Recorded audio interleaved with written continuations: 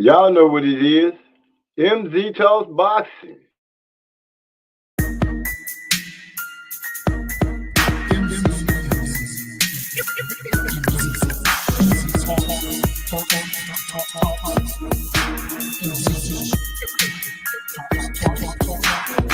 Let me make this abundantly clear. We talk about boxing here. My opinion is winning, but if you ain't feeling the good on your boxing, yeah. This mental headshot sting. So do these body blows that I bring. You wanted the big step to the ring. Let's go to the toe to the final bell ring. MZ Talks Boxing. Yeah.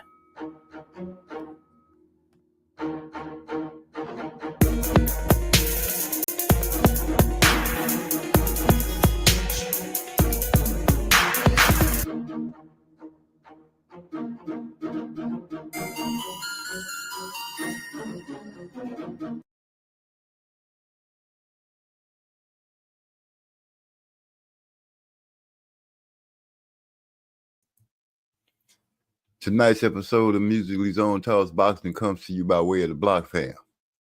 HW Wicks Candles, handcrafted candles. Their motto is relax and enjoy. And also by Track Titans. As always, we're going to kick back, get things going. So let's open up like we usually do.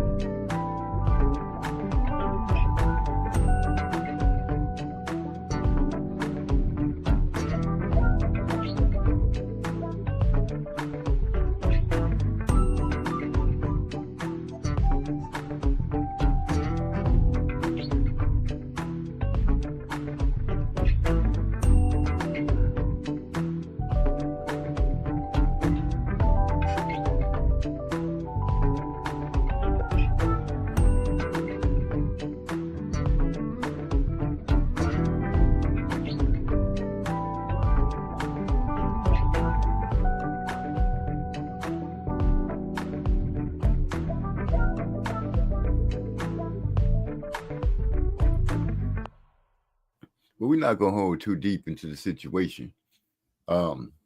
Last week we spoke about it with the Jerron Booth situation, by him not taking the fight with Virgil Ortiz. We turn around and we're getting rumors that he might be facing off with Teofimo Lopez as the voice of reason, so causing CPO Lopez or CTO Lopez, but whatever, man. I guess what I'm trying to say is, are you even interested in that? Are you interested in seeing Jerron Booth Ennis fighting against Teofimo Lopez at this time, after him passing up the fight with I just forgot his name there, Ortiz, with Ortiz? Really? Is that an interest to you? Um, he stepped away from 154 pounds. He's staying at 147, and the talk that they're talking, or the rumor mill is pushing out, is him facing a guy coming up from 140 to 147 and Teofimo Lopez. That I think Boots can beat Teofimo. Yes, I do think Boots can beat Teofimo. But really, make it make sense. If anybody were to think that you were to fight anybody at 147, you would be thinking that you would face someone like one of the champions, Stanionis, Mario Barrios, the other champion, his name slips my mind right now, Brian Norman Jr. You know, one would think this is who you would be getting ready to face, not Teofimo Lopez. Now, I didn't want to put the duck label on your back last week because I was looking for some kind of way that you might be able to salvage the situation. But if what I'm hearing is true, it's not being salvaged. It's digging a deeper hole. And this is just my opinion. You know, everybody got their opinion. Everybody has what they want to say about it. But let's keep it real. That's not a fight nobody's really looking forward to seeing. Not a fight at all. Now, just to switch gears a little bit, so many people were crying about Tank and his retiring statement that he made. But the dude did tell y'all he was going to retire. Now, how many fights he can squeeze in within 2025? Because a lot of people are running like, oh, after he fights Lamont Roach, he's calling it quits. That's not really what he said at all. Actually, that's not what he said at all. What he said was he's going to fight Lamont Roach, and the year 2025 was his last year. So whatever they could squeeze in 2025 will be a fight. You know, he will step up and do what he needs to do. And we just have to see who he'll end up facing, whether it be Shakur or who the hell ever. We just have to wait and see. It seems like so many people have went to being so soft on what they hear or just hearing what they want to hear. So if they hear something that they feel like they can run with, that's exactly what they do.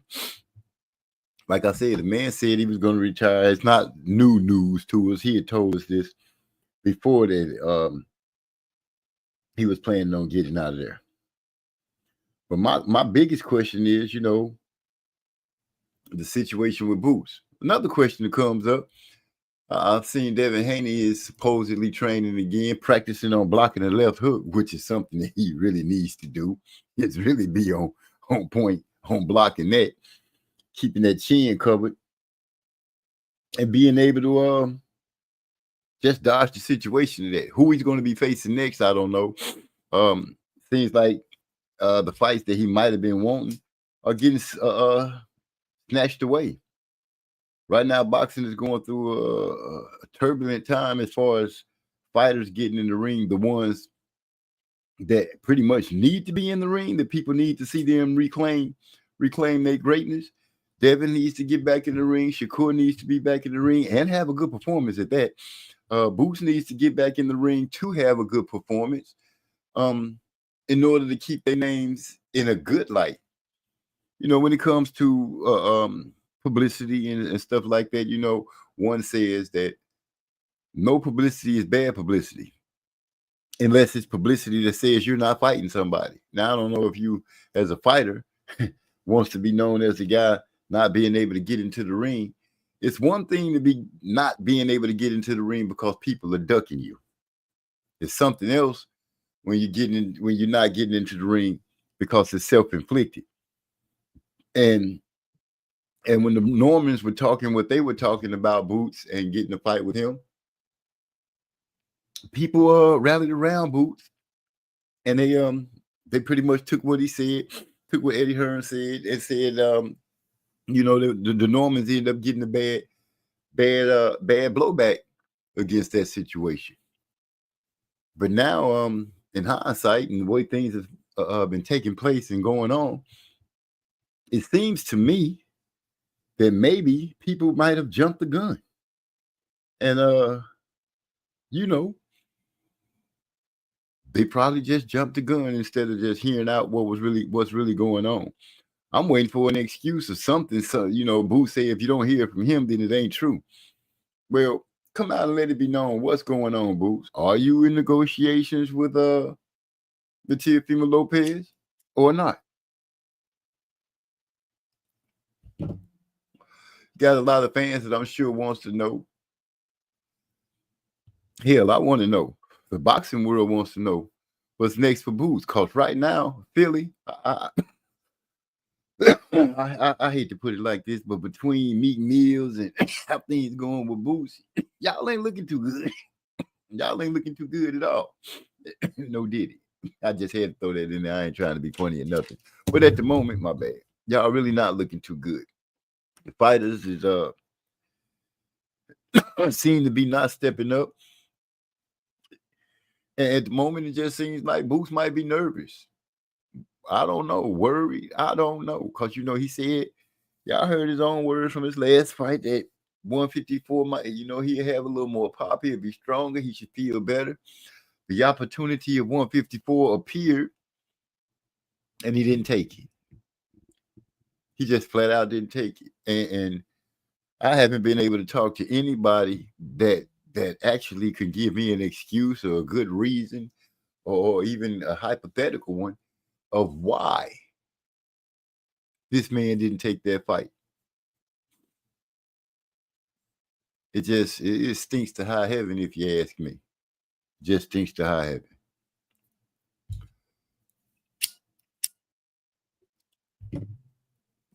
But on top of all, the Lamont Roach and Tank fight is rolling up around the corner just as well as Bivol, David versus David, Morrell, Benavidez.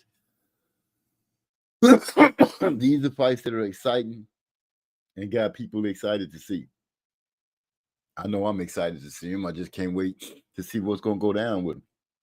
I think I put the wrong time up. We got started early. But it is what it is. Now, a lot of people. Let me go to the Tank Lamont Roach because I'm hearing that Lamont is bigger than Tank. He's the heavier guy and this and that. But is he going to really have what it takes for that night? Now, he's spoken it, and I'm just changing. He's spoken it. He's been up under the bright lights. He's been on some major cards and things like that, and he'll be ready. The difference with that is, Lamont, you've been on some major cards. The shine wasn't your shine. This time, the shine is yours. You'll be sharing the main stage, the spotlight with Tank, arguably the face of boxing. A lot of people going to give me hell on that because they're going to swear up and down Tank doesn't want to fight anybody. And it's easy to jump up and say, when your fighter is involved, that the other fighter doesn't want to fight anybody. I heard some people really dogging him, saying he didn't want to face Shakur Stevenson and all of this. But when it comes down to it, you hear one side claim that nothing was sent. You hear the other side claim that something was sent. But who do you believe? You make the choice to believe the person that you like, and then you make the argument for them. I don't really give a damn how it goes down or what was said. If y'all ain't getting in the ring, it's just y'all not getting in the ring. Whose fault is it? Have no idea. But most of the time, the conversation seems to always kick off after one of the guys are already locked down in the fight. Once they lock down in the fight, then conversations and what they'll do and what hasn't been done, all of that starts flooding out and rolling out into the open. And people get to pick and choose what they want and start painting a narrative. I'm not trying to do that. I'm just trying to see the good fights when they come out. That's it. Simple and plain. I just want to see the good fights. People want to complain and half fit saying the Tank don't want to move up to 140. But he told us he don't feel comfortable at 140 as well as he does at 135. But yet still people are hunkering and hankering for him to move up because they want him to, because they want him to move up to face guys like T.O. and Ryan again and all of that. The man is still making 135 and he's making it comfortably and he's not having a problem with that. You know, he went up to face Mario at 140, let us know he wasn't comfortable with it. The other guys just happened to outgrow 135. They missed the opportunity there. And it seems like they are growing so fast that they didn't even get to stay at 140 that long. So us seeing those fights, 9 times out of 10, Tank and Devin or Tank and Shakur might, dare I say, not happen, especially if he sticks to the situation or sticks to his guns about retiring after 2025. If 2025 is his last year, then you better be hoping out. We better be hoping that one of those fights or both of those fights can take place. Hopefully, he might decide to stretch it out a little longer and stay in the game just a little bit longer to give us what it is that we've been asking for. But if he decides to hang it up, I won't be mad one way or the other. It's just like any other sport. When it's time for a certain superstar to come to an end and his run is over, then his run is over. And that's all you have. That's all you can deal with. That's what you have to deal with. That's what you left to stand with. And you just wait for the new Top Gun to come in, which I'm hoping. We got a lot of new youngsters stepping up. Keyshawn is stepping up. His brothers are looking good. We got oh my God, Abdullah Mason is looking grand. You know, it's a whole new slew of youngsters that's ready to come and compete. My only problem with the new youngsters that are coming to compete, they so friendly with each other. They friends. You know, Shakur got more brothers than he got competition and fights under his belt, it seems like. You know, Keyshawn is his brother. Abdullah is his brother. And the first thing they're stating is they don't want to fight. Now, I would love to hear what the audience and fans have to say about that, because we got two brothers that claim they wouldn't fight, twin brothers. And I'm talking about the Charlos, and people were really like, you know, trying to get him the business about not fighting. When Earl Spence and the Charlos said they wouldn't fight, people were trying to get him the business about that, even though Earl did say if the money right, the fight can take place. So with that, you know, I can kind of throw it out the window and say if the call had a came and the money was there, I have to believe that they would have put the gloves on and went to business. At this moment right now, it seems like as fights are swirling around and things are taking place, the more you hear that Shakur and the rest of the guys aren't talking about fighting. Salute to my brother Trey X and just slid into the building.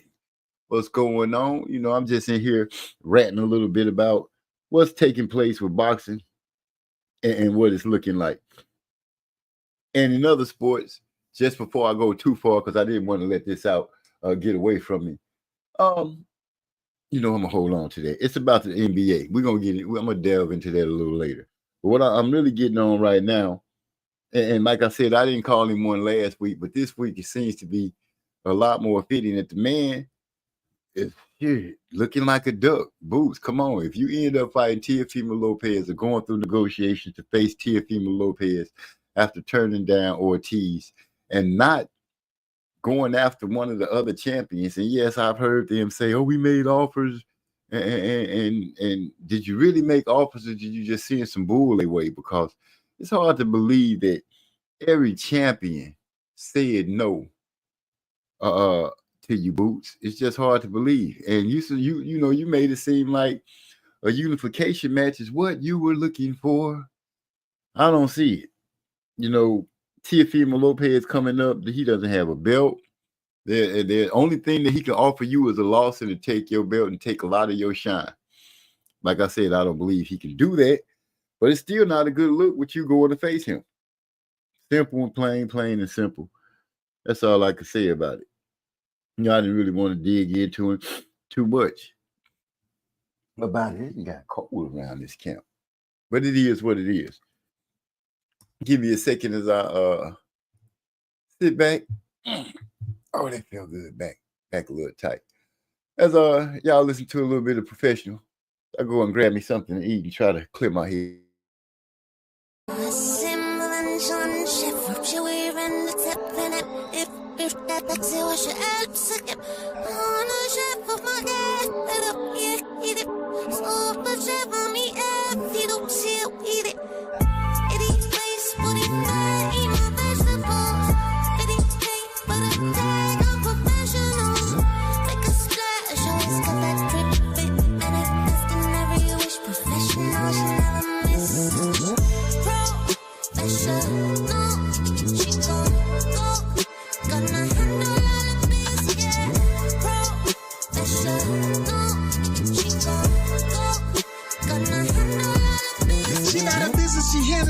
Shorty a flame, but she handle it. Cutie and slim with a lot of thick. Soft to the touch, but she hard as shit. She got it on mini with custom grip. Hollow tip ammo, extended clip. Needless to say, she don't play no games. Keep her head on the swivel so she don't slip. She smoking Cubana with Colombiana with similar traits but different persona. No mama don't mess with no drama, she snipe. These niggas that play to get slay call her karma, killer, assassin. Her passion is realer than those who don't feel it. That's why she much iller. She in her lifestyle, so out with the play, she don't fuck with vanilla. Ice cream, nigga, ice cream. When she use vice grips in the icing. Clutch, mistress on the night scene. Everything that she do was enticing. She control the bag by enemies. That's a lot of inches with a bag full of weed. Rose petals on the floor, table full of weed. Why them ghetto bitches put their hands on their knees? She a boss.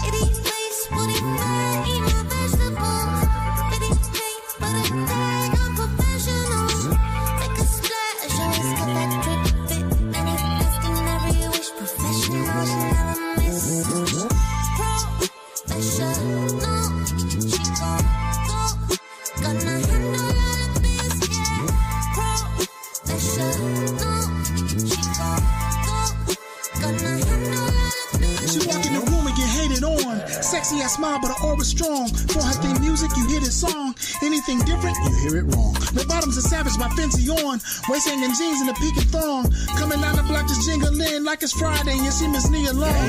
She got her money, don't mess with the funny. The broker, the bummy. These niggas that claim that they eat, but they hungry. Accounts are sufficient. They fishing for honey while holding their tummy. She got goals to accomplish. Bonnie without Clyde, no accomplice. Miss Independent on a conquest. Guilty as charged, no contest.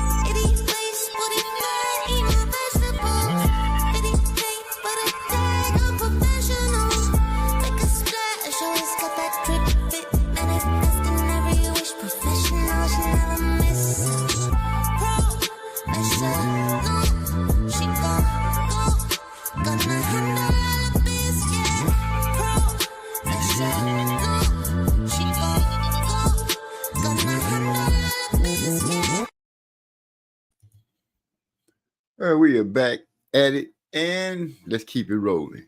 I see my brother Eric Gordon join into the conversation. What's going on? He say, "Salute, family."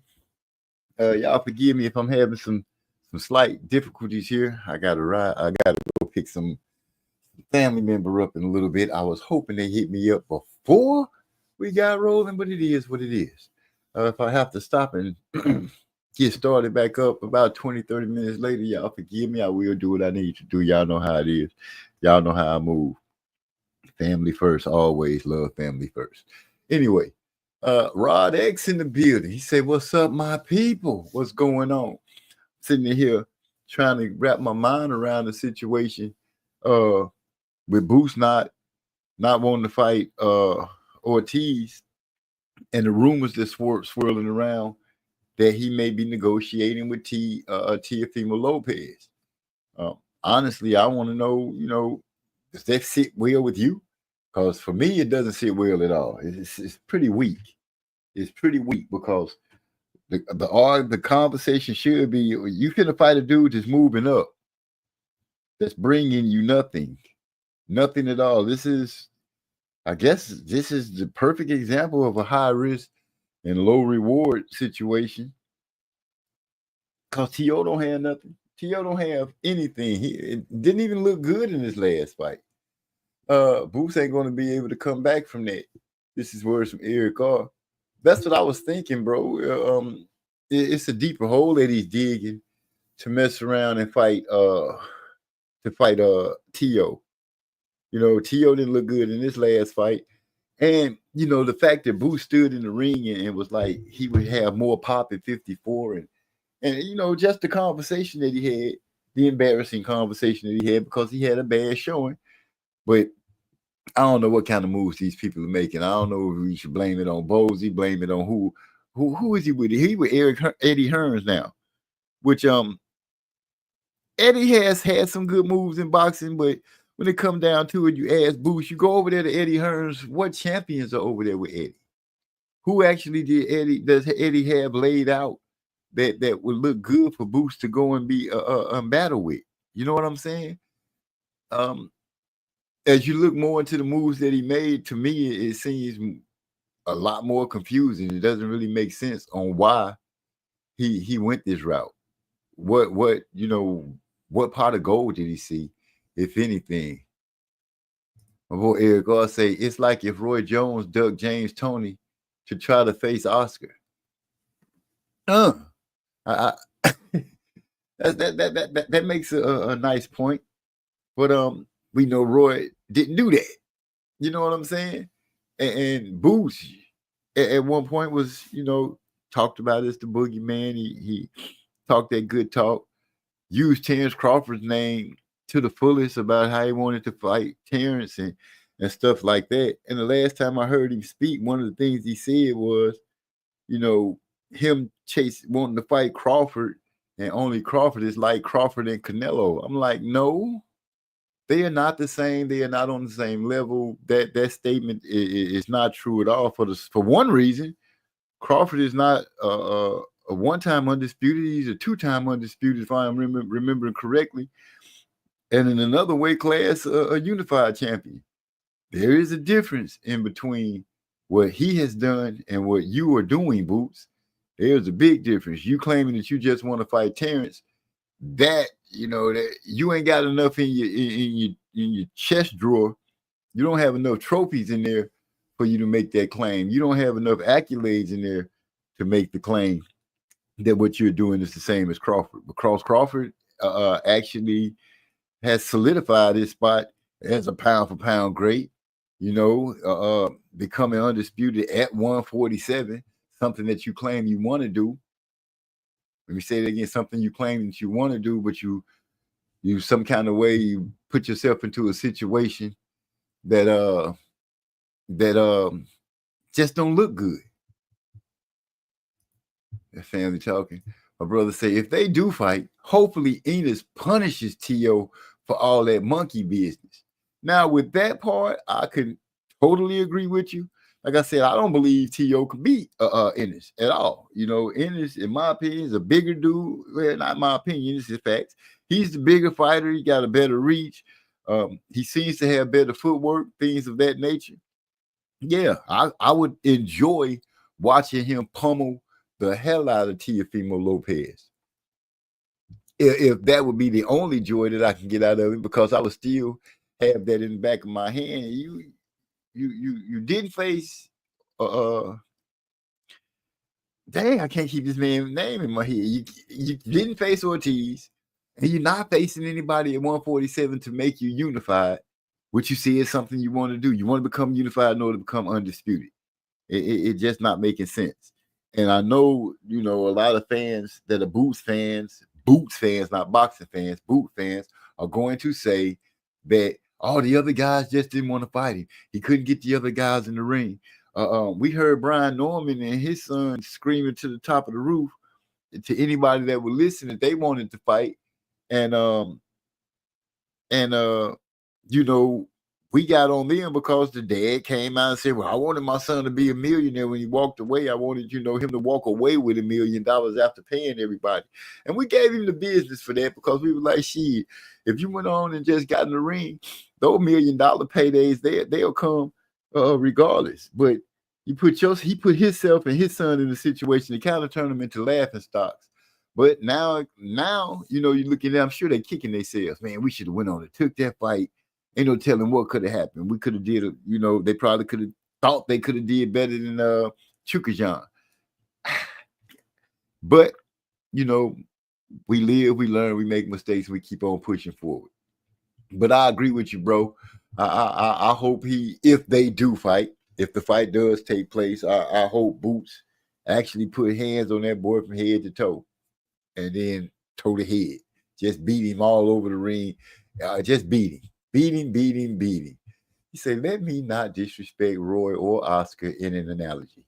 Instead of Jermaine Taylor tried to fight Mayorga. I feel you. It sounds similar to Eric fighting Earl fighting Mikey Garcia instead of unifying with Crawford. I guess I could go with that. I can't remember at the time. Was Crawford at 47 by the time when he fought Mikey? I can't remember. Had he just got up there? Either way, the other guys weren't fighting. Mikey stepped up. I don't know what was going on. I can't remember what was going on with Crawford and why them not fighting. But I'm looking at this and I'm like, dang. Yeah, you're right. Mikey came up to fight. Mike wasn't bringing nothing to offer. You know, he just was stepping up talking about, he said, I think I see something. And he went out there and saw that he didn't see what he expected. Okay, I can get with that. I can get with that. T.O. trying to make a name for himself, trying to make a push. But that monkey or whichever monkey wants the banana thing, that has burned a spot into my memory forever. I don't care. As far as I'm concerned, every fighter that I could see fight T.O., I hope they beat him down, give him the business every time. Yeah, Crawford got a belt in his very first fight at 47.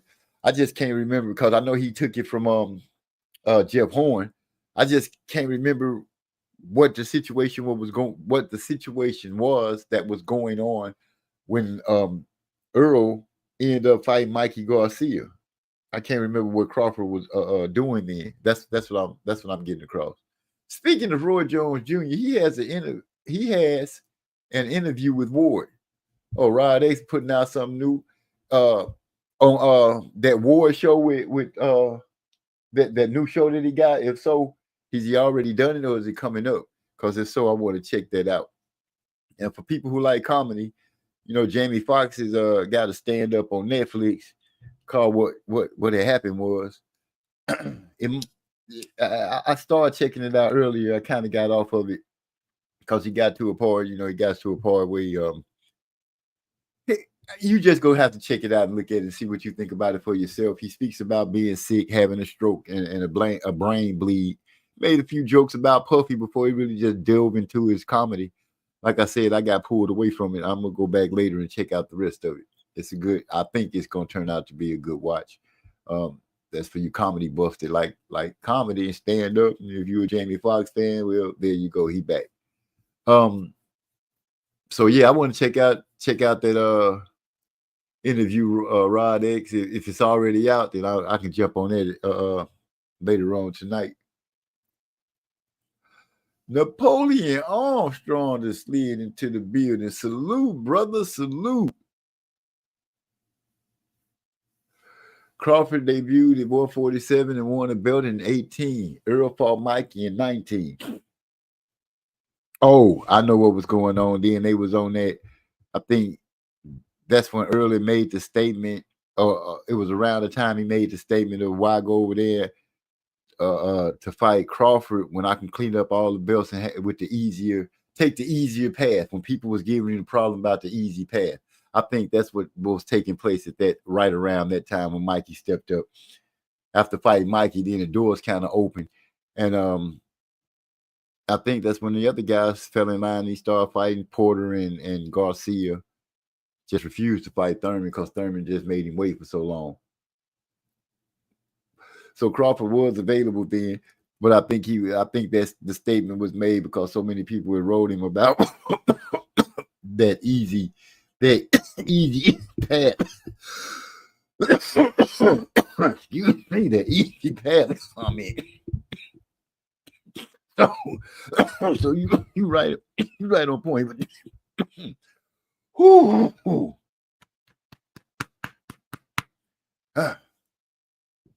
Get that down, boy. It's pretty all right. Nice little choke. Y'all know how I do. If I ain't choking, I ain't smoking. If you ain't coughing, it ain't getting where you need to be. So where was I? Early, no, Boots and Tio. Yeah, I don't see it being an even fight. I don't see it being close to 50-50. I think Tio might think he stands a chance because Boots didn't have a great looking performance in back-to-back fights. But it's against the same guy. If that's what he think, and he run up on that boy and get his face punched in, good for him.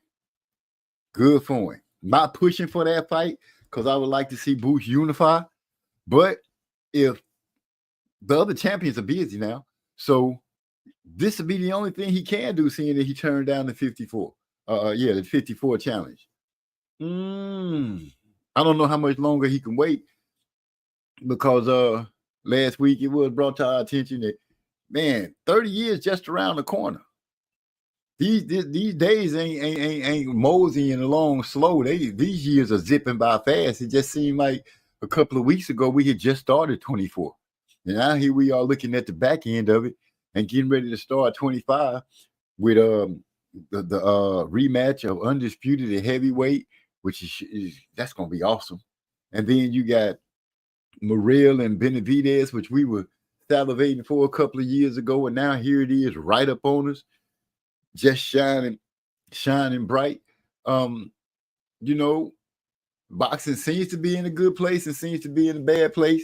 We stand in a chance to get ready to lose Tank in 2025. Still don't know what Shakur is going to do. Don't know if we'll ever see him against any of the Davis boys or Abdullah Mason because they brothers, they friends, they all tight. They don't want to fight each other. It's almost boxing should be me against you, you against him, him against me, like that. These boys look like they trying to click up and run together. It's us against y'all. No, that's not, as a fan, what I signed up to see. It's nice to see the teams that promoters might put together and say, we're going to run a 5-on-5 or a tournament or something like that. Yeah, you get excited to see something like that. But for these guys to be literally talking about, that's my brother, we've been knowing each other since we was little, or we ain't gonna never fight, and prize fighting, that's crazy. That's insane. So it's some good things to be looking forward to. It's some things that you might as well prepare yourself down the line. If they start talking about not doing it, don't get upset, don't get mad because they talking about not fighting, because they've already told us what's on their minds and what's in their hearts. Straight up, simple and plain. I can't put it no other way besides that. That's the way I feel about it. That's the way I see it. These boys is a little soft when it comes to looking at the sport and saying, you know what, I'm finna reign supreme. Yeah, we cool, but when we in the ring, we ain't cool. So me and you both can't reign supreme. I'm sorry. We can't both reign supreme. Unless you in a different weight class, you could reign supreme over there. But in the weight class that I'm standing in, if you're part of the equation, then you got to be dealt with. A mathematician ain't trying to leave out no numbers when it come down to get to the final sum of what it is that they're trying to put together. They just not. They going to take on every number, every oncomer. They're going to break it down, put it back together, divide it, multiply, subtract it, whatever they need to do to get it out the way. I ain't really trying to hear about this we friends and brotherly love talk when it comes to boxing. I'd rather start hearing, I want to hear the destructive talk again. I want to hear the, y'all dropped the link. The Discord wasn't acting right, bro. I couldn't, my Discord on my computer not acting right.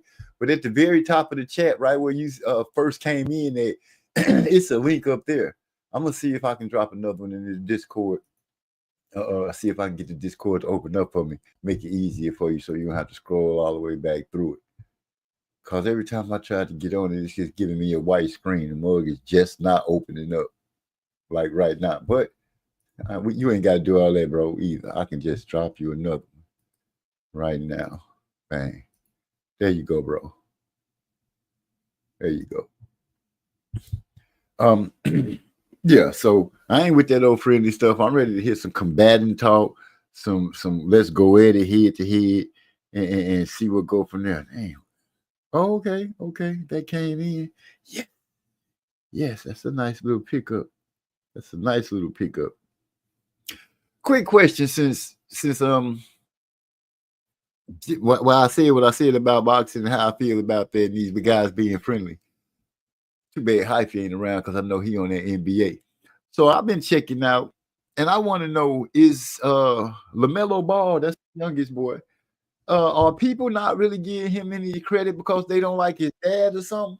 What's the deal? Because that young dude is balling his ass off. He like number 2 in scoring. I think he the number 1 3-pointer in the league, 3-point shooter in the league. Yeah, I know he still got some holes in his game. He still got to grow up and learn some stuff mentally. But the boy balling, and I haven't heard anybody, not even the talking heads that represent the NBA or anything in their shows talk about this dude. And I'm just wondering, could it be fall back because of how his dad went so hard for his boys? Y'all let me know what y'all think. Joining the show is my brother Trey X, Mr. Wizard, the man that can call a frog from a well when it comes to calling the fights. He gonna say modestly that he doing what he doing, but I'm gonna say braggadociously, this the best fight caller I have ever listened to on YouTube. The rest of y'all can try to do it. This man gets it done. What's up, my brother? Salute, bro. Shit, I ain't called a fight in how long? You know what I'm saying? You ain't gotta introduce me by the fight call, brother. I ain't even been on that shit in a while. Man. But I want to talk about the friendships. Y'all, this is just a discussion piece, so y'all don't turn me up too much. But I think I kind of understand what's going on a little bit. Like, if you look in the history of boxing, we done had friendships before. Like, of course they wasn't in the same weight class. So I agree with what you're saying. We can't be friends if we in the same weight class. Like, we had Roy Jones and Derek Smoke Gaynor. They used to fight on the same cards and stuff back in the day. I know y'all remember that shit. If you want to go on some historical type stuff, we had friendships with like Joe Louis and John Henry Lewis. Joe Louis was a heavyweight. John Henry Lewis, he one of the greatest light heavyweights of all time. They actually fought each other because John Henry Lewis needed some money, and Joe Louis fought him to help him get on his feet and stuff like that. But those are just examples of friendships. But I think that like the times that we living in are kind of changing that shit because of the technology, and we stay connected so much. Like, I remember back in school when I was young, once you go to summer vacation, you don't see your friends until the next school year. But now, when the kids go on summer vacation, shit, they connected with their friends all through summer. Nigga, they on the Instagram and on the Facebook. They got the phones with the FaceTime and all kind of shit. So they just stay connected. And I can't say that, like, in the gym, you ain't gonna develop no friendships. So, like, if you spend a lot of time training with people and stuff like that, you're gonna kind of naturally develop a friendship. I mean, it is what it is. Y'all training every day, y'all talking, chopping it up, laughing about shit, and just being human. You are kind of gonna develop a friendship. So I can kind of see how some of these guys are developing them friendships. Even though the people that you compete against, you get cool with them, because that's what better way for someone to earn your respect than to go to war with you. Even if it's sparring, y'all in the gym sharpening each other up, sparring for dozens of rounds and all kind of shit. You know what I'm saying? You gonna kind of develop a bond. It is what it is. I think that's gonna be something that we see a lot of in boxing. Because people are staying connected over vast distances. And like, when I look at Shakur and Keyshawn and stuff, they kind of like from the same region when it comes to boxing. You know, that Northeast, that's a hotbed. So they came up in that gauntlet, not necessarily together, but they both came through that gauntlet. They got cool with each other and all kind of shit. So they developed a real friendship. And once you do develop that real friendship, is it easy to go hard against your friend and try to beat the hell out of them? I don't know. So I'm not saying that I like it. I'm just saying I feel like I kind of understand what's going on. And I'm thinking it's just gonna be part of boxing moving forward. It's kind of like the AAU in the NBA.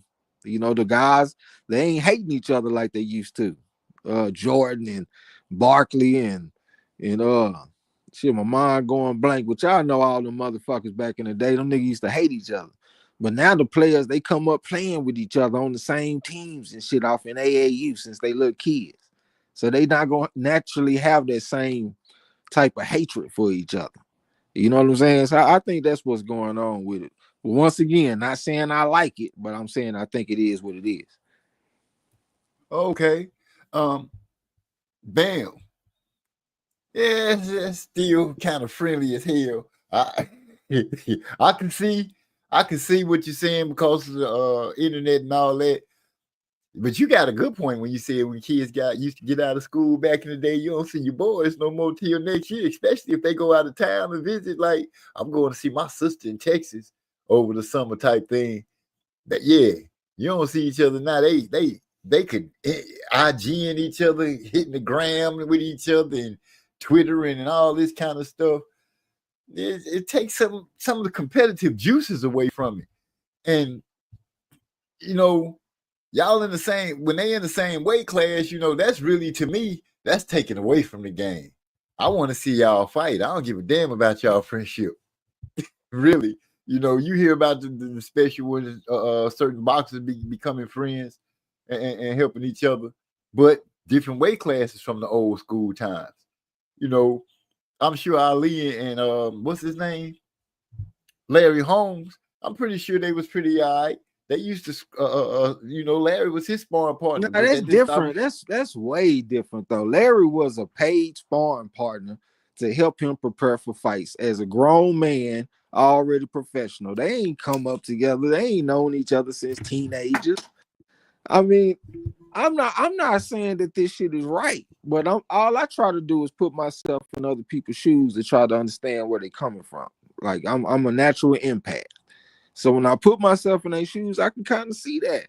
Like I done had friends in the gym and I would pull for them to win fights.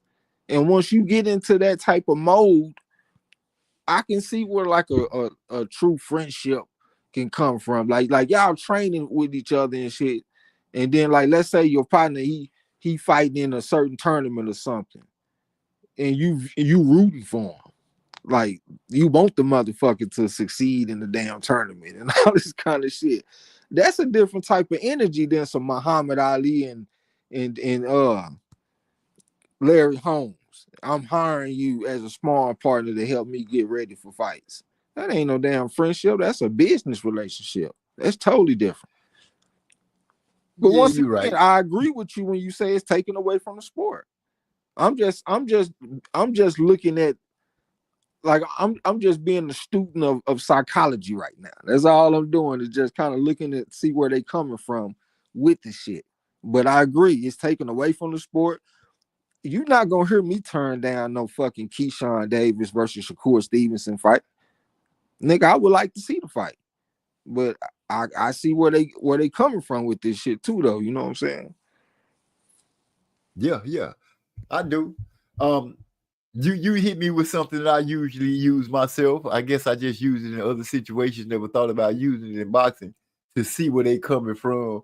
I've heard plenty times, not just them, but the coaches talk about how these boys grew up together. They was fighting in tournaments together, like Lamont Roach and Tank.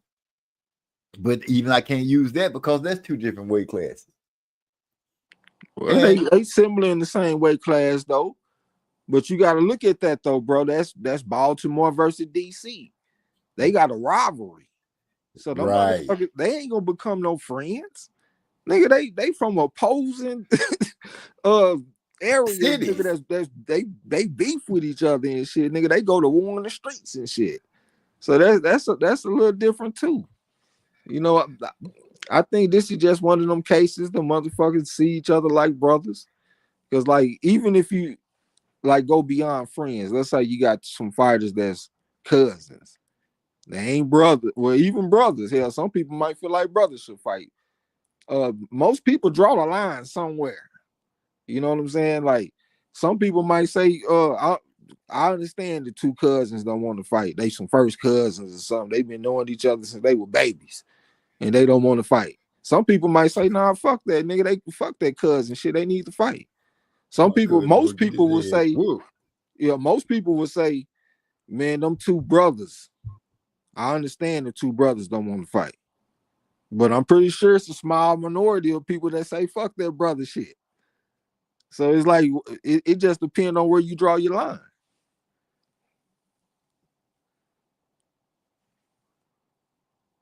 Yeah, I feel you with that one. It is just depending on where you draw the line. Sad, I don't know who you are. You gotta let us know who you are. Oh no, you brand new. You can't jump on the panel. We gotta know who you are.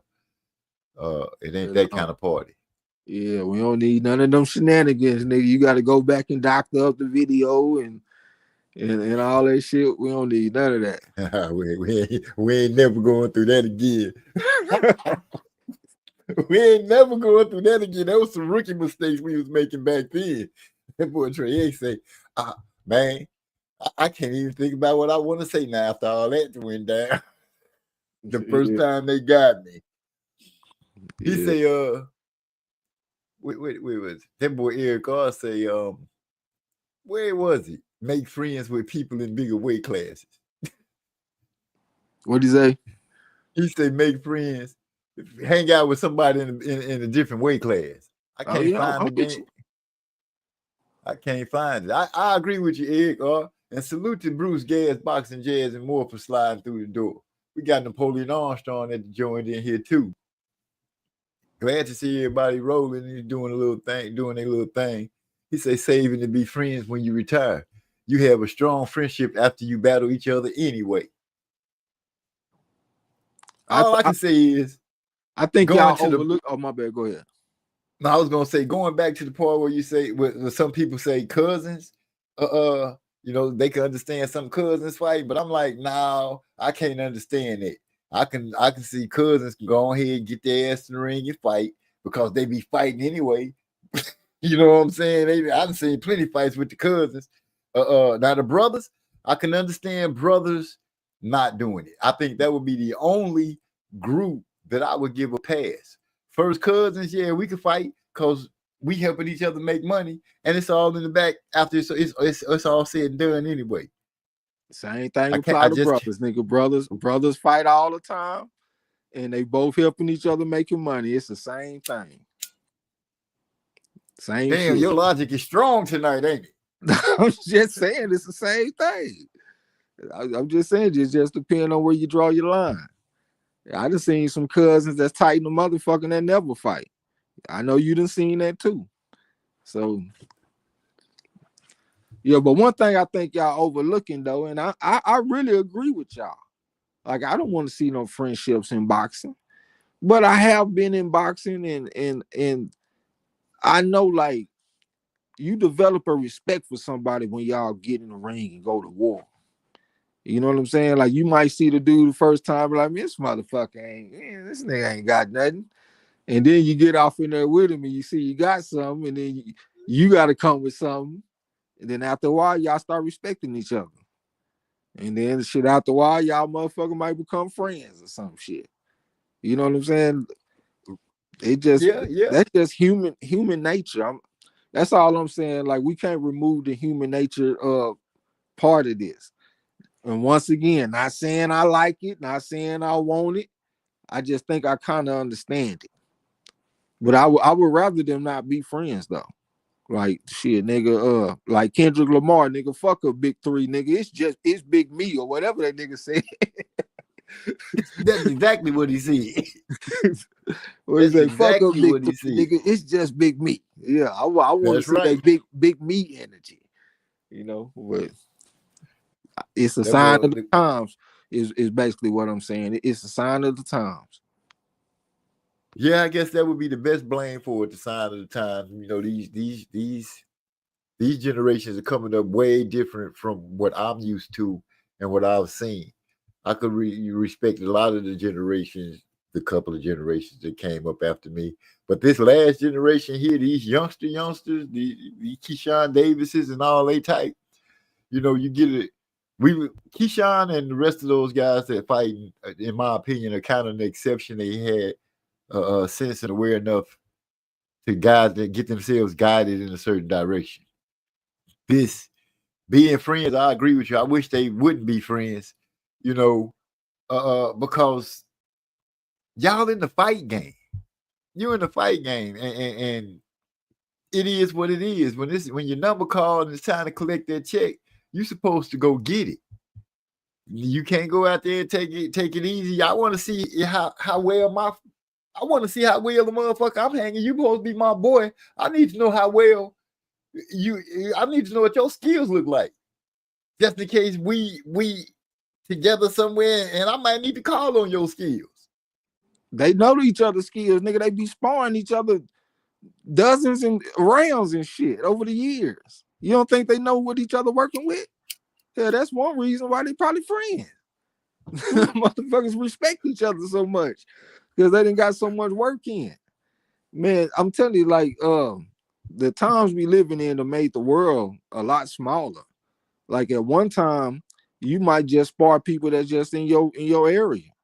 These motherfuckers linking up, flying out for sparring and all kind of shit. Like it's just a sign of the times. But I say one thing though, like Shakur do seem like a friendly ass dude.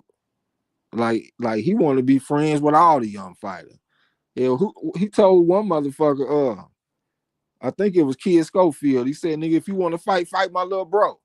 I thought he was gonna say Keyshawn. He said Abdullah Mason. Yeah, I said, goddamn, this nigga here want to be friends with all the goddamn lightweights. Like, y'all motherfuckers, that is crazy. I can understand one guy. Like, y'all just done been through the fire together and this my brother. I can understand one guy, but all the fighters, y'all friends? Like, that is some wild shit, for real. Make you look a little suspect. Why you want to be friends with everybody? And Abdullah is significantly younger too. He like 20. He just turned 20 or some shit like that. Shakur like what, 26 or some shit? 27 or something? Hell, Keyshawn younger. But Abdullah Mason is significantly younger than Shakur. That's why he called him little bro and shit. Yeah, because you in your 20s, they in their 20s. At some point, you got to stop making friends.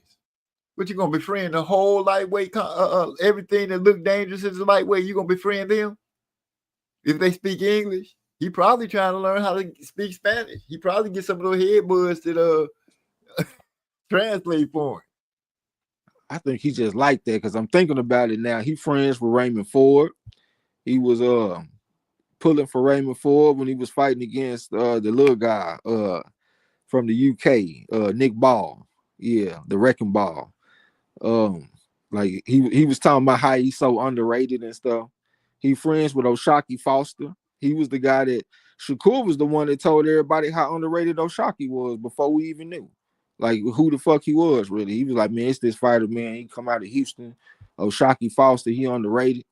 It's also another fighter, Richardson Hitchens.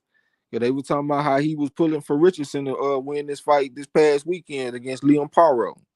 And these are fighters that are around. They ain't in his weight class, but they close to it. Hell, they at 140. You know what I'm saying? So it seemed like all the young black fighters, I think they own this shit. But I will say this though, I think fighters like Raymond Ford, I think they'll fight him. And maybe he ain't tight with Raymond Ford the way he tight with Keyshawn or maybe Abdullah Mason. So maybe he will fight them. But he is definitely making a lot of friends in and around his weight class. That's for sure. Maybe he got a method to the madness. Maybe he gonna pull them in, give them a false sense, and then sign a contract on that. and do him like he did Harrington? Yeah, I actually think them guys just came up together and they just became friends through the amateurs. That's what I think. You know, so I'm looking at it like a friendship. Maybe they just got a respect for each other. Because I don't hear him talk about other fighters the way he talk about Keyshawn and I guess Abdullah Mason. You know, so maybe it's just a respect that I'm seeing and I'm calling a friendship. But he definitely do be pulling for them guys, and he be like giving them some advice on how to win their fights and stuff like that. So hell, it looked like at least close to a friendship. Well, shoot. You can knock him or not knock him. For me, I'm still gonna complain and complain. Look at Hyphy that popped into the building. Hyphy, type something in the chat because okay. I see you. What's going on with you, man? Hey, you guys hear me, right? Yeah, we can hear you. Okay, yeah, my name is Hyphy, and I'm calling in from Hawthorne, California. And I got a question about this topic. Go for it. So my question is, okay, so Shakur, he called Abdullah his little brother, right? Yeah. And he also called Keyshawn his little brother, right? Yeah. So as a big brother, so why would he go on FightHype.com and say one of the fights that he wants to see is Abdullah versus Keyshawn? Okay, that's actually a good sign. I like the fact that he willing to say that, because it ain't like they a trio. It ain't like Keyshawn and Abdullah looking at each other like that. They just under the Shakur umbrella right now. So that's actually a good sign to me. So I like that he willing to say something like that. Put his two little brothers against each other, even though I would like to see him fight them too. But yeah, that's a good sign. But if he's supposed to be a big brother and like he be calling on his little brothers to catch his fades, because like he was calling for Abdullah to fight Floyd Schofield, and then he was calling on Keyshawn to fight Andy. So it's like he calling on them to catch his fades, but like they can't call on him to catch his fades. So like what type of big brother is he? That you know what I'm saying? Really, he ain't got no purpose then if that's the case. Because they can't call on him to catch no fades because they want to catch their own fades. Like Keyshawn be talking about he want to fight Tank and shit. He ain't like, I'm gonna get Shakur to fight Tank. He be like, shit, nigga, I fight Tank. Abdullah Mason be saying he can fight his battles too. So yeah, they don't need to call on him to for no fade. Nigga, they handle their own fade. And let's say like in the future, if Shakur wants to start his own promotional company, like wouldn't this deter people from wanting to sign with him? Because like he'd get two people and call him his little brother, and then he'd say, I want to see y'all fight. Well, shit, ain't nothing wrong with a good in-house fight, nigga. If Top Rank got two fighters and they good and they both under the same promotional umbrella and he put them together, I ain't got no problem with that. So why would I have a problem with Shakur having two good fighters under his umbrella if he got a promotional company and he put them together in the fight for a good ass in-house fight? What's wrong with that? Well, it's the fact that, it's like instead of that's business, but he trying to make it seem like these his family, like he calling them brothers, but then he trying to like set them up to fight each other. Well, if he's a promoter, then that's exactly what he's supposed to do. That's his job. He's promote them, get them in front of the best fights, and get their money made. That's as the promoter part. As the big brother part, he's trying to send a message. I'm just speaking on what I think might be going on. He's sending a message to Schofield like, man, you ain't even on my level. I get my little brother to take care of you. That's how I think he's trying to put it out there. So, yeah. Okay, now watch this. But see, when, he called Richardson Hitchens his brother. So when Richardson Hitchens said, like if Shakur fight Javante, he not sure if Shakur will win. Shakur, like he threw a little fit like a little girl and, he unfriended Richardson. So like I said, Richardson, like with Shakur, his little brothers can't go get him to catch one of their fades with the big homie, Javante.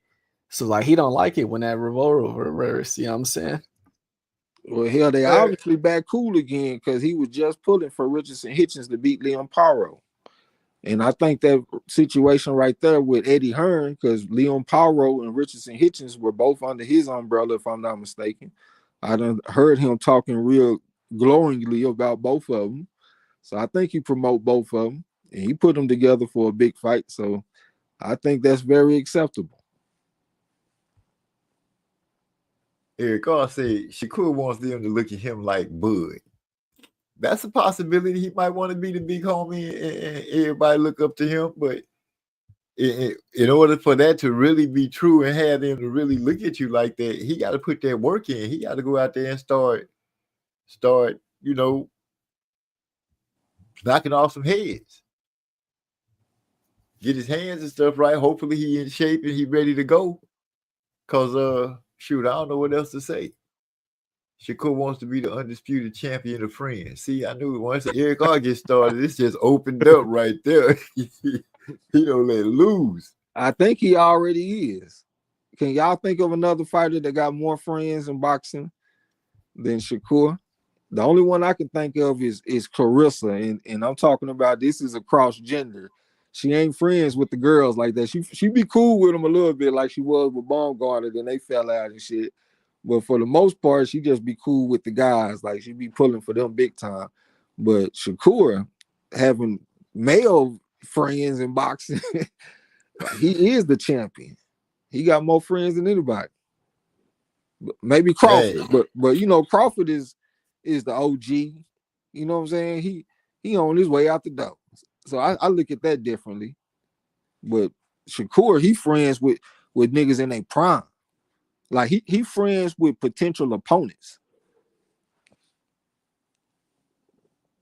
That's why I said maybe he might got a method to his madness. He is silent assassin. Right when you think it ain't gonna happen, bam, he gonna say, "Yeah, we gonna go and do it, man. Let's go and get that money." Wouldn't that be a nice surprise? Eric will say for a while, T.O., Ryan, and Rolly was the three amigos, not looking to mix it up either. But I was going to say, I don't remember them just really being cool like that when they was like they wouldn't fight each other. I knew they were cool, but I don't remember them ever making the statement that they weren't gonna put those gloves on when it came time. Yeah, and it only took a little. I thought Rolly wanted to fight Ryan because he had got off on Ryan and sparring a little bit, and that video footage had made the rounds, and he was kind of puffed up off that shit. So I thought he wanted to fight Ryan. I did too. And that's when I started looking at Ryan saying, Ryan don't like to get hit. That's when we first really saw him turning his back like that. When he was sparring Rolly. That was the first time I really like seeing him just turn his back all the way around and like trying to get out of there. If you think about it, why would that surprise us though? Like, does he look like a guy that wants to get hit? He's a man that makes his presence known on Instagram and social media of all sorts. He's trying to get his lighting right and all this kind of shit, taking the good looking pictures and shit to post on social media. Is that a guy that wants to get battered and bruised up in a fight? I think not. So I'm not surprised that he don't want to get hit. But damn, can he protect himself in a better situation than turning his back all the way around? Yeah, I wish he could do so. He trying to get his face all the way out the way. Nigga hit anything except for this.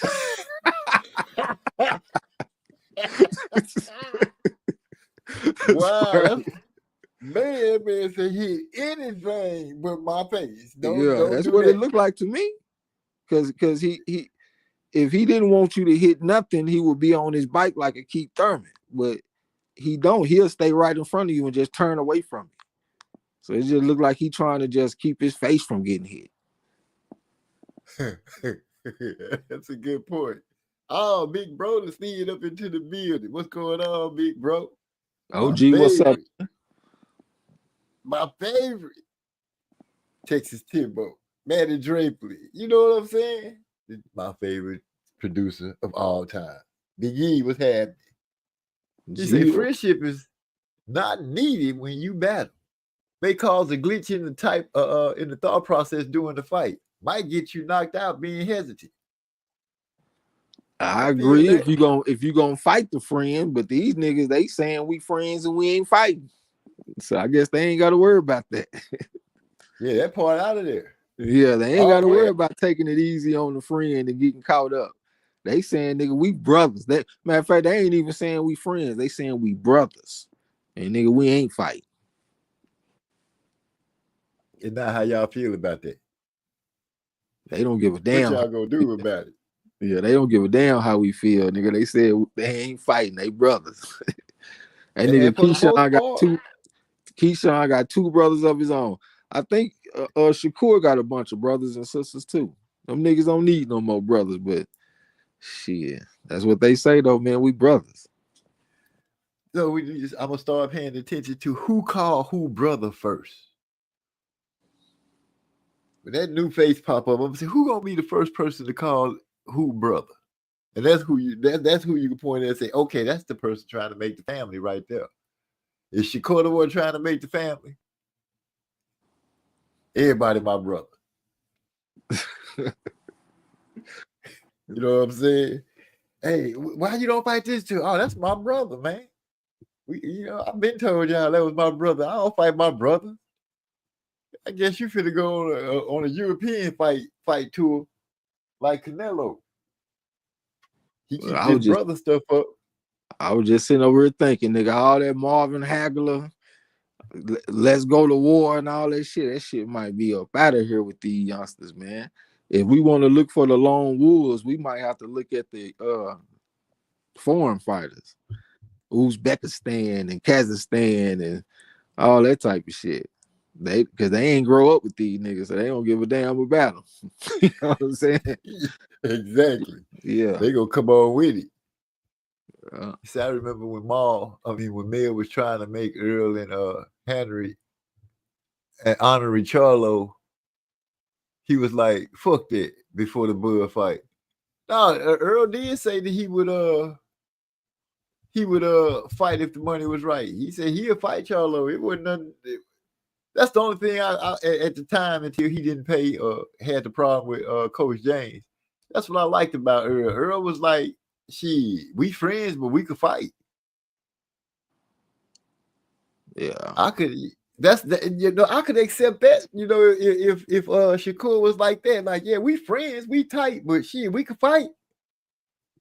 Yeah, there been other fighters like that. I remember Sergey Derevyanchenko and Danny Jacobs friends, trained by the same guy at the time and shit, but they still went out there and fought.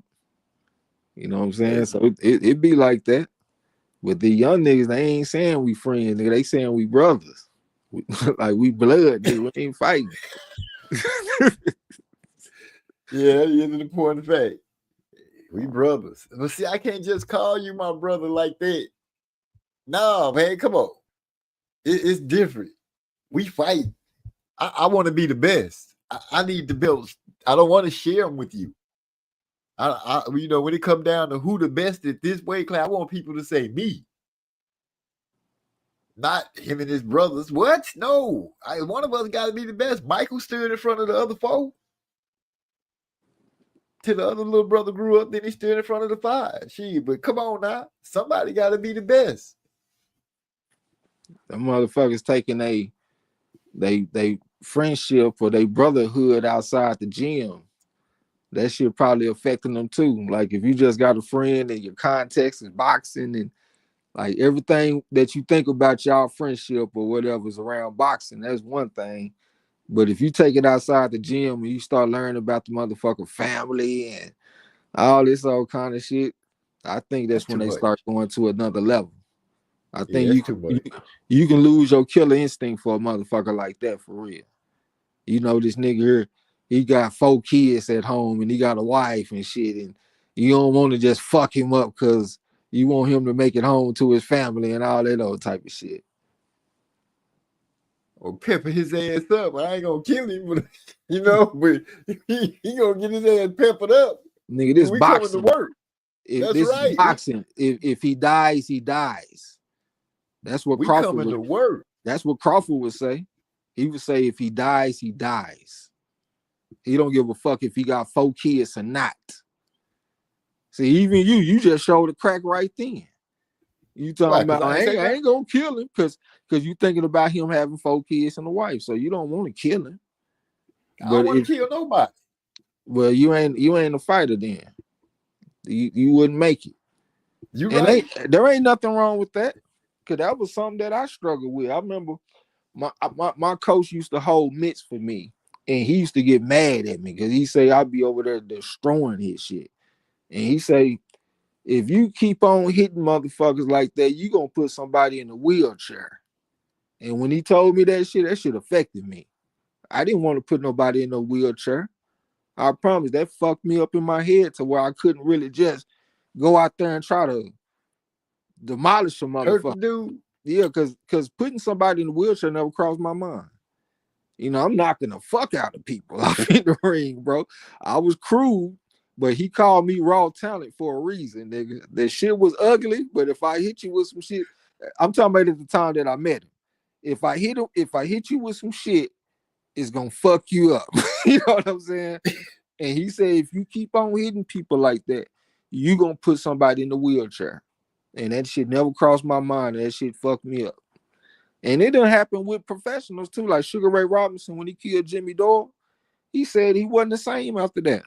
Ezra Charles when he killed Sam Baruti, he said he was never the same after he killed that motherfucker, man. And a lot of other people say the same thing about them. Sugar Ray Robinson family say that it just affected him immensely to go out there and take somebody's life. Ezra Charles did get a little bit of a reprieve because he talked to Sam Baruti's father, and his father told him that Sam Baruti actually killed a man himself. So that was something that he struggled with. So, you know, that made him feel a little bit better. They, you know, his family can understand what he was dealing with because they son and killed somebody too. You know what I'm saying? So if you really go out there and hurt somebody, it can affect certain people. But there are some people that just like, shit, if he dies, he dies. And those are the real killers. Yeah. Yeah, that's that boxing something serious. I It's guess the I hurt will business. just be undisputed for a hot minute because I don't know, it's levels to that. How do a man just think blankly like that? Because you know, I ain't thinking about just going out. Like I said, I ain't trying to kill him. I don't want to kill him. I will pepper him up real good though. Let him know, you know who the boss is around here. Yeah, but what if your opponent want to kill you? So like you giving him an advantage. Like you can't have no limit to the savage shit that you willing to do. Can't be no limit because you're gonna give the other guy an advantage if he got that killer instinct. You know, it kind of got me thinking about Buster Douglas because his father was a former fighter and he was known as being a very tough guy. And Buster Douglas was like his mother. He was a real nice kid. You know what I'm saying? He didn't want to hurt nobody. And when he was getting ready to fight Mike Tyson, his mother was scared because her husband told him that Mike Tyson was like him. You know what I'm saying? Now, it didn't work out for Mike Tyson in this particular situation. I guess because Buster Douglas' mother died and that gave him extra gear to go to. But his father was looking at this fight as Mike Tyson having the advantage because he had that savage mentality that he felt like his son didn't have. But when it, like I said, when his mother died, shit, nigga, I don't give a damn about no Mike Tyson. My mama done passed, nigga. I'm hurting every day. And they gave him the savage personality that he needed to go get the job done. But by far, you have got to be a killer in that boxing ring if you want to be the best. I mean, I feel like they done had some fighters that, you know, with some cuties and they get out there and box a little bit. They can have a serviceable career, but we don't really remember them. Like a Chris Algieri or something. He wasn't no killer. But for the real motherfuckers that we remember, they killers for the most part. Great breakdown. Great breakdown. I was gonna say something. I forgot what it was. It was like a bird just flew by. Man. Straight killers. If he die, he die. I'm going out here to put this boy in the hospital. Going out here to make his whole family be wearing black outfits and crying, singing hymns and stuff. And I'm going to get up and eat me some cereal and go run my miles. I mean, just think about the nature of being a professional. Like, I think the biggest difference between the amateurs and the professionals are what you're going against. In the amateurs, you're going against younger guys. They be single. You know what I'm saying? They ain't got no families for the most part. Some of them have some kids and maybe a fiance or maybe even a wife or some girlfriend or something. But when you're a professional nigga, you have a great chance of going against a man with kids and a wife and some people that are missing if you hurt him. But if you David Morrell and you fighting against Ados Yabusanuli, you got to go out there and beat his motherfucking ass. I don't give a damn what he got at home. And that's what he did. He went and sent him to the hospital. Nigga fucked him up real bad. You know, man with kids and a wife. So what? You know what he signed up for, nigga. This the hurt business. Man, him and David gonna be facing it. That's gonna be that's what I hope they both bring to the table that night. Yeah, I still wish I would have. Yeah, I still wish I would have got this fight at 168 because they just some straight up emergency killers at the weight class. But hey, I'll take this over nothing. I still got a 5 going against a 0.5 type motherfucker, but a natural because David Benavidez is most definitely a natural. Got the more experience. David Morrell don't have as many fights, but he only lost 2 fights in his whole life, 130 and 2, 5 on the pedigree scale, 1 gold at the Youth AIBA World Championships. Just as big as that motherfucker, got a longer reach. This might be the first time that David Benavidez is in the ring with a guy with a longer reach than him. You know, this is definitely one of my dream fights that I've had recently getting crossed off the list. So I'm very pleased and appreciative of these motherfuckers getting together and making this shit happen. Shoot, I got butterflies. I'm sitting here like, you know, shaking. You know, my wife do this little move like she's supposed to be mad. And she having a fit. So she flex up real.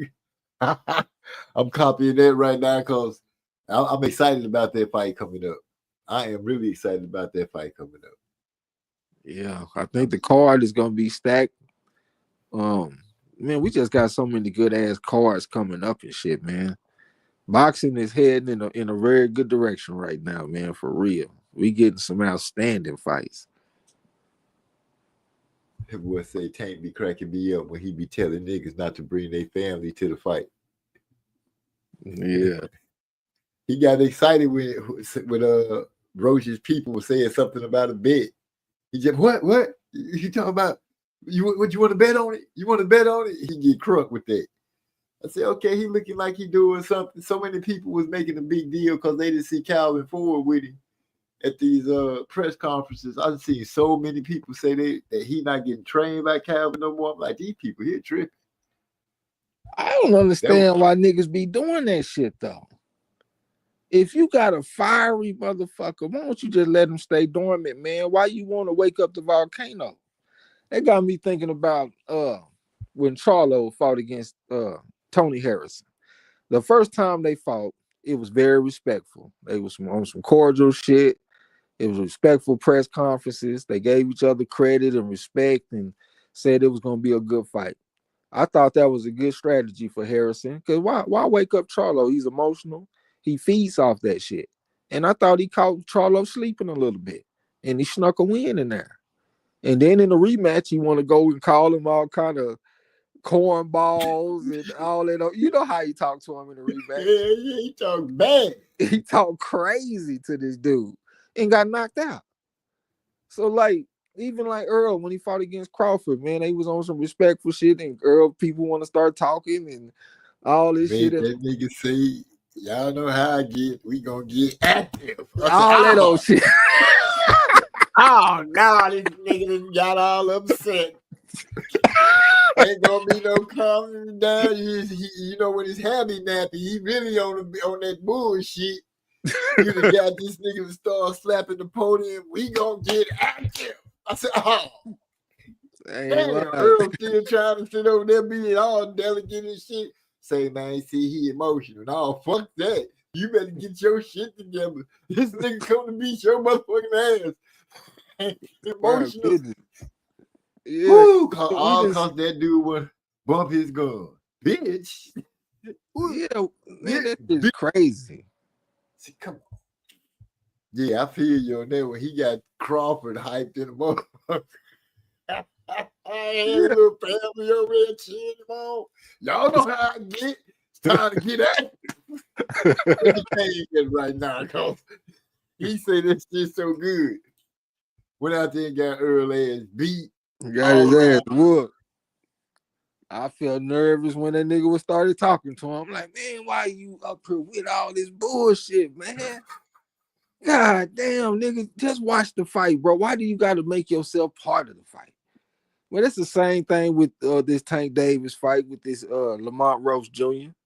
Tank is up there being respectful, talking about he know he got some good skills, he got underrated power and all this kind of stuff. Why wake up the volcano? Let that motherfucker stay dormant, man. Let's catch him slipping. You know, I guess maybe that's a fearful way of looking at it. Maybe you should want him fired up so you can beat him at his best and shit. I guess that's what a real warrior would say. But shit, I like to win. And even if I got to sneak in there and get a win and sneak up out of there, I don't mind doing that, nigga. I ain't got to come through the front door and announce that I'm here, nigga. I do not mind sneaking in the side window and getting a win and getting up out of there. I love victory, nigga. So if being fearful gonna get me a victory, it is what it is. But I don't need nobody riling up my opponent. Like, nigga, you ain't the one in there fighting. I'm in there fighting. So let me go ahead and handle this the way I want to handle it, man. I don't need you escalating this shit to some other shit, nigga. Let me do what I do. Now you got this nigga here picturing you while he trying to whoop on me. You got shit all fucked up. Oh man. Yeah. Just be quiet. Like you said, just be quiet. Get your ass back. Just sit back. You know what I'm saying? Right now, they all respectful. Look, he calm, cool. We might have a good chance. But you get this motherfucker riled up. And you notice that go for every sport, just about basketball, football. Somebody get one of those good players riled up. Next thing you know, it's terrible for the other team. Just Spike Lee on the sideline talking shit to Reggie Miller. And then next thing you know, Reggie Miller go off. What that nigga do? Nigga hit like 8 points in 10 seconds. Is crazy shit. Yeah, was it 2 threes and some free throws. He pulled the game off is what he did and put the choke symbol. Running past the sideline of Spike Lee like they choking. They choking. You out here talking noise, your little 4.5 foot ass. Yeah, that was savage. For real. So yeah, man, that sideline talking can motivate a motherfucker. That's for damn sure. Shoot, without a doubt. So yeah. So Tank, Roach. I don't know. Roach was getting, being calm, cool with it. But his side people did get Tank crunk. And he got him standing up and talking, and then Tank was like, you know what? Yeah, he said some statement, but he told him, I'm gonna beat his ass. Cause to y'all, yeah, y'all that shit y'all talking about, I'm gonna beat his ass. Yeah, that should be a good fight too. I've always said that I think Lamont might get Tank to show us some different stuff. But in all, I think Tank gonna win. Yeah, this is dangerous. Yeah, this is a dangerous fight though, for sure. Because ain't nobody seeing this coming. Like most people don't know about Roach or respect him if they do know about him. But this is a man that done fought Tank twice in the amateur. So you're not gonna put it in his mind that this man is some kind of Terminator. This somebody he done fought twice already, and he felt like he won at least one of them. So he not gonna look at Tank the way other people look at him. And Tank got some kind of respect for his skills, because I heard him say he got some skills, and I also heard him say he got some underrated power. So Tank got some respect for this guy, but I also don't like the fact that Tank looked like he might got one foot in retirement and the other foot on the banana peel. Is he thinking about training more, or is he thinking about what's coming after boxing more? And if most of his time is thinking about what's coming after boxing, he could be in trouble, because that ain't what Lamont Rose Jr. thinking about. He's thinking about right now. And he looking at you as the golden goose. Here's the opportunity to make all his dreams come true. One thing that does concern me for Lamont Rose Jr., though, is that he got a loss to 85-15 ex-Marine Jamel Herring, and that's Southpaw. I know it's a little bit different Southpaw than Tank, because, you know, a little taller and shit, got longer reach. But still, it's a loss to a Southpaw. And that makes me question if he got the skills to deal with a Southpaw on this level. You know what I'm saying? So I like his mentality coming to the fight, because like I said, he done fought it before. But I'm not exactly sure if he's going to be able to deal with the Southpaw stance, but if he can, I think he can give Tank a bunch of problems at this point. I saw some footage of he and Tank fighting one of those fights. And one thing I noticed, like they always say, Tank say his opponent said too, when he get touched, he know he gonna come and he gonna touch you back. If Lamont touches Tank, I'm wondering, is he prepared? Because Tank, even when they had that fight in the amateurs, that mentality, you could see it. Like you see it right now today. You could see if somebody get a lick on him, you see the aggressiveness of how he started coming on you. I'm wondering if Lamont is going to be prepared and maybe step back and try to counter Tank off of that. Is he capable of that? Yeah, they if you're looking at the numbers and shit, you gotta give Tank the edge. Like, they got a common opponent, Hector Garcia, the Olympian. He got stopped in 7 against Tank, but he went the distance against Lamont Rose Jr. He did lose to both of them, but Tank got the stoppage in 7. So it gives him a little edge. And plus, Tank been on a run fighting Southpaws pretty regularly. So I would say he's very dialed in to going against Southpaws right now. So I think that give him an edge going into the fight. But he got to be dialed in, though. Like, he can't be halfway in and halfway out with this guy. Like, he got to be 100% dedicated to what he got in front of him. Because if he not, I think Lamont Rose Jr. can score an upset. I think he boxes good enough where he can stay away from the power, but build up a lead on points. Because it's not irregular to see Tank give up rounds. Like when he fought against Frank Martin, I thought Frank Martin was winning rounds just off the activity, and Tank was doing the stalking, and he eventually caught up to him. But I think this could potentially be a time where he don't catch up to him. He just lose on points. But like I said, if he's not dialed in. Now if he's dialed in and on point, I got Tank all day. But the way he talking about retirement and all this old weird shit. So, you know, he the one that's kind of putting a little doubt in my mind, because I don't know where he at right now. I'm going to say we'll know right out the gate. We'll know from round 1 what Tank in that aspect it shows up. Because, like you said, they fought each other. They know what each other has. Tank respects Lamont's speed and power, boxing skills. He said he got skills. So I don't think he'll come out like he did with Frank with the stocking. I think he knew he could do that to Frank. I think he knows that he gonna have to dig in his bag and really have a good fight. That's why I always say it from day one when they first started talking about it, that Lamont would surprise people, and maybe he is the one that Calvin Ford been asking for to step up and make Tank show us everything in his bag. So I think if Tank come out and be behind his jab and showing that he's coming out to box, that we're going to see a great fight. I don't think stocking is going to be the move for him, because I think he know he can't get behind on points with this guy. That's going to be a different challenge, though, because I can't remember the last time that he fought a long duration fight, like with high numbers. The last time I can remember is like Gamboa or some shit. Like it's been a long time. He used to struggle with stamina a little bit, and then he would kind of have to take some rounds off and then pick it back up to get the guy up out of there. It seemed like he went to that style where he was like more energy conserving, a lot more economical and stuff like that to preserve that gas tank. If he get off into a fight where he working every round, that could be very interesting coming down the stretch. Oh, because you saying we'll see if that gas tank has been fixed or if he have any flaws as far as going that far back.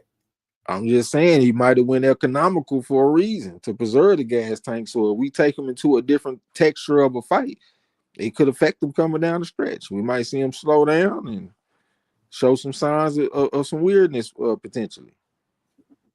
Well, I guess this would be what Calvin Ford to say. This is what my youngin gonna show y'all what he got in his bag. Maybe he might come out with something he's still conserving energy and just know how to put pressure on Lamont.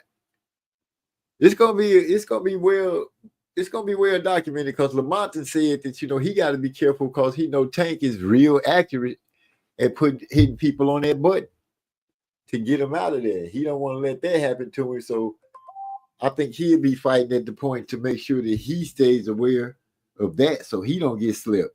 I think it's gonna be a high octane chess match.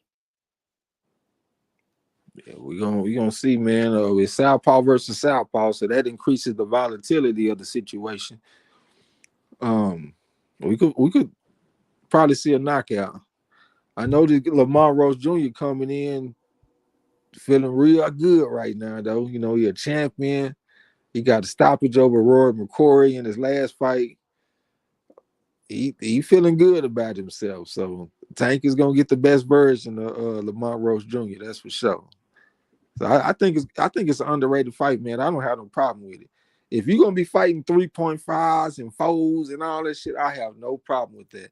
A lot of the fans, they be tripping, talking about his opponents and stuff. And he ain't fought the guys that we want to see him fight, like Shakur Stevenson and shit. But if you're gonna continuously fight 3.5s and 4s, I can't complain too much. Yeah, but can you say? But people want it their way. Tank, he should move up. That's how a lot of people feel. He should move up and chase the guys that he didn't get to fight. Which I'm like, why would he do that? That don't make sense. If he's comfortable here, let him stay here. Let him do what he's doing. I ain't mad at a fighter if they making their weight and they doing what they supposed to do and they fighting whatever they can. Let them fight. I ain't trying to make nobody move up. If you fighting at a weight that you comfortable with, then so be it.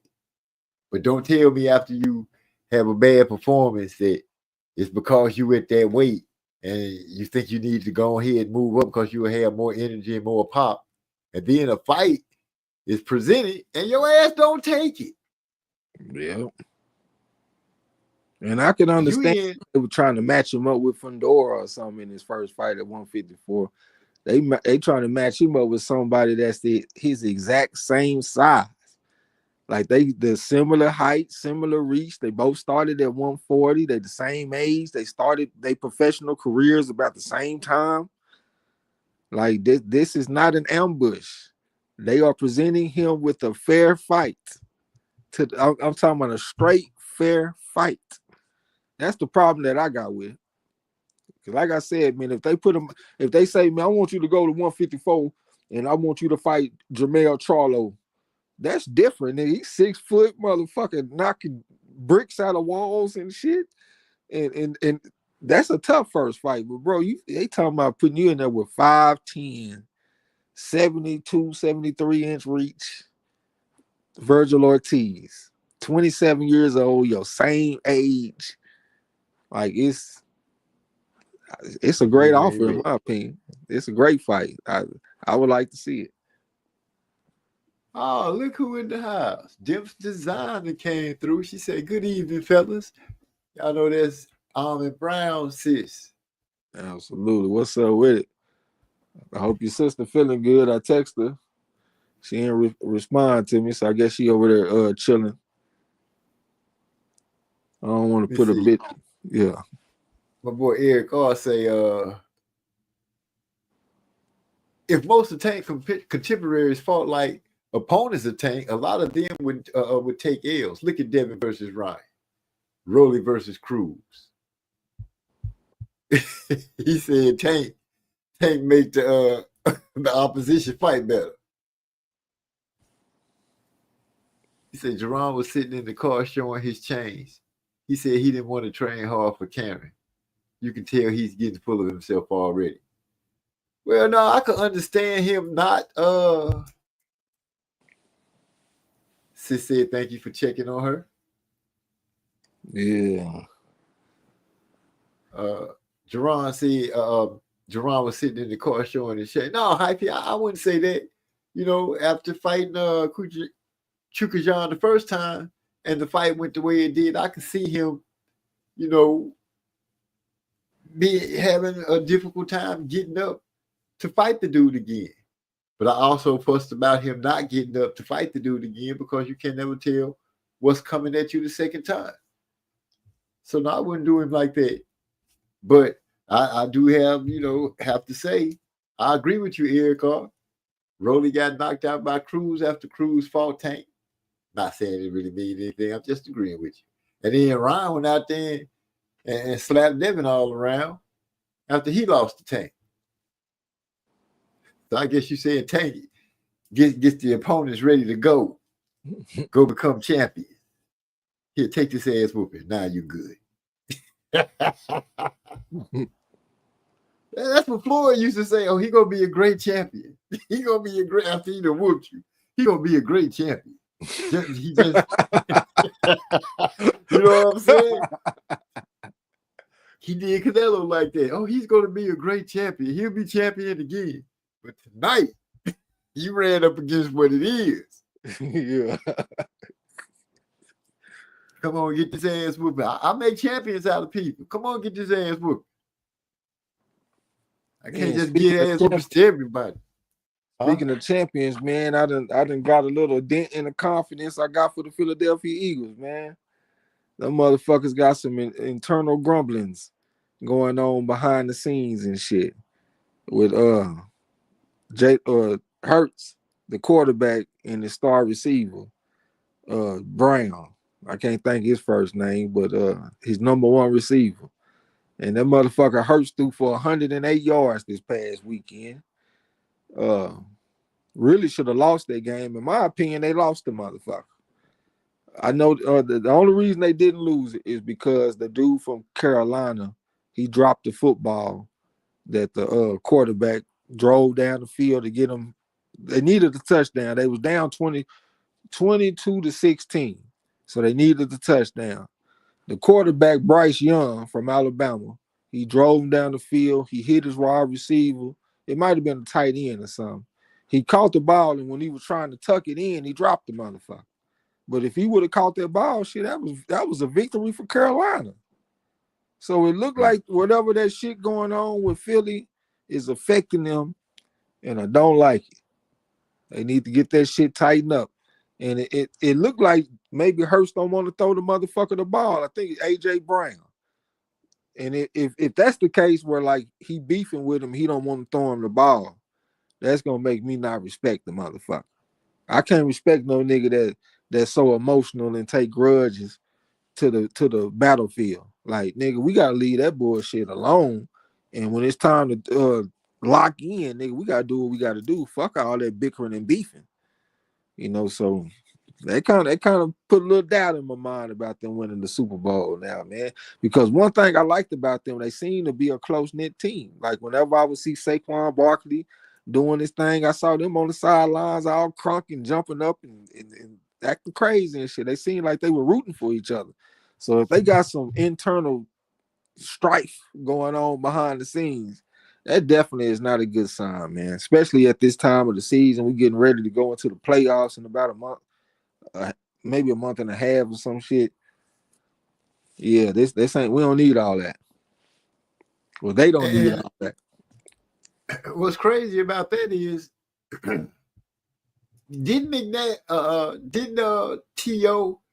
say McNabb kind of started doing the same thing with him when he was in Philly? That seemed like a recurring occurring theme, not with a certain player, but a recurring theme with that team itself. That the players get so bad that they end up holding grudges where it started affecting them on the field. Yeah, I could that's a swear good I point. remember.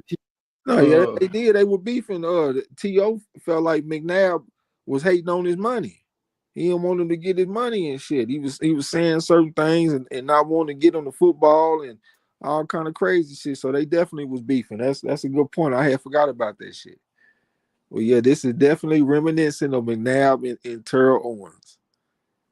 But at the same time, for the most part, Terrell Owens and McNabb, they made it work, like as far as on the field, because they was putting up numbers.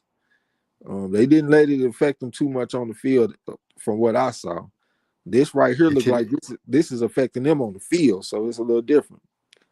To that night when T.O. said, they asked him, who was it? I wasn't the one that was out there dry heaving on the field. He called McNabb out. Yeah, that was I think it was when they played against the Patriots. Called that boy out like that, which is understandable. The T.O. was coming back from like a ankle fracture or some shit, a high ankle sprain. Ankle sprain.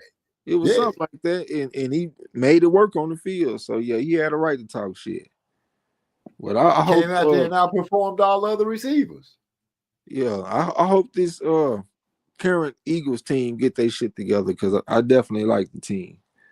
I want to take them this weekend too over Pittsburgh, but I can't trust them motherfuckers. Pittsburgh playing solid as a team. Russell Wilson, he ain't having no trouble moving his football for the most part. He don't give a damn. Russell Wilson would check the ball down all the way down the field. I swear he had a touchdown like that. All he did was check the ball down to Najee Harris the whole way and scored a touchdown against Cincinnati. I said, motherfucker, Russell Wilson don't give a damn. Did he check that bitch down the whole way? But they moving the football, playing good defense. If you beat them, you got to be on your A game. And I'm not sure if Philly on the A game. And they already not a strong home team already. Like, they have been performing a lot better on the road as opposed to at home. So that's something else they've been catching my attention. I like that for the most part, but it do make you wonder, like, damn, why are you playing so much better away from home?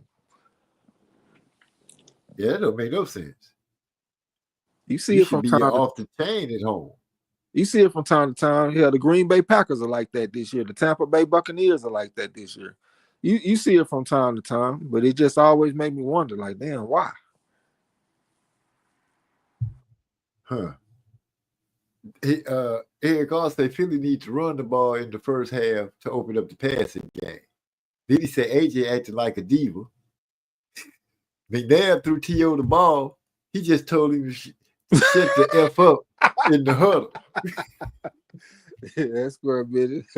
Hey, man, you need to give me the ball, man. Shut the up. I'm the quarterback. Man, who you think you talking to like that? Yeah. That's that huddle talk right there. I forgot about that. But T.O. also said that he was hating on his money and shit too. I can't remember exactly how he put it, but it was something that McNabb said or did that affected his money, and that definitely changed the game for him. Yeah, he just was at the end of the bad stick every time. He said, I think AJ and Hurts probably got a female in common. That's the only time them niggas get emotional like that on a winning team. That would be so messed up if it's a girl. Nigga, I don't give a damn about that whole bitch. That's what Nino Brown said. Jamie Foxx gonna do that on that show. He did the whole damn part of New Jack City. Yeah. Cancel that skeezer. I'll get another one. I'll buy another one. Did he call her a skeezer? Yeah, I think it was skeezer.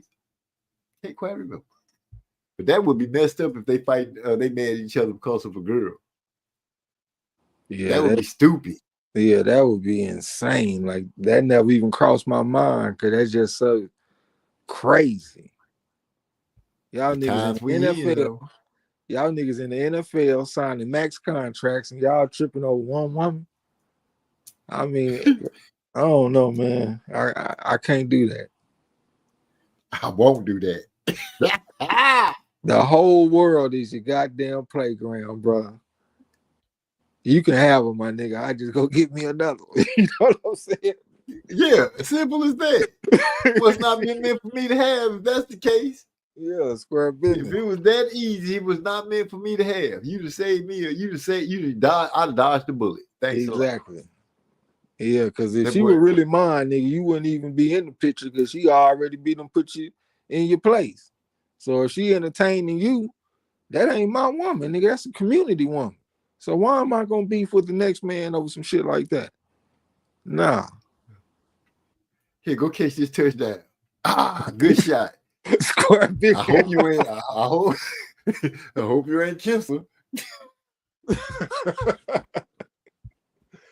Yeah, we gonna still be winning. You can have her. That's simple as that. And you right, 100%. If she's really yours, she not entertaining you anyway. As a matter of fact, she checking you, and then she gonna come let me know that she checked you and why she checked you, and I should be checking you too. Yeah. Yeah, gonna say I wouldn't be surprised. Yeah, if he was, he got that jealous personality. Oh man. Right, you doing me a favor. STDs and money, catch. Yeah. Everyone say STDs and money, catch. Guess that was the down. STD. Money. We got a touchdown out there, boy, right there. That's crazy. What we just guessing and joking around. I hope that's not the point, though. I hope that's not the point. Let it be something serious. I remember getting into it with a guy named Rodney Govain. We played basketball on the same team in Westbury. And you know we was fighting over? A book. We got sent to the office. And the only thing that kept us from getting in trouble, when we told the principal what was going on, I was like, he got my science book. He was like, no, this is my science book. You know, we got into it like that. And because we were arguing over a book, we didn't get suspended. We got sent back to class. Yeah. Yeah, it's a good thing to argue about. Y'all nigga trying to learn something. He had my book, man. Yeah. Oh yeah, last week I had said my football picks, and we had got a victory. So I'm gonna do it again, just being superstitious.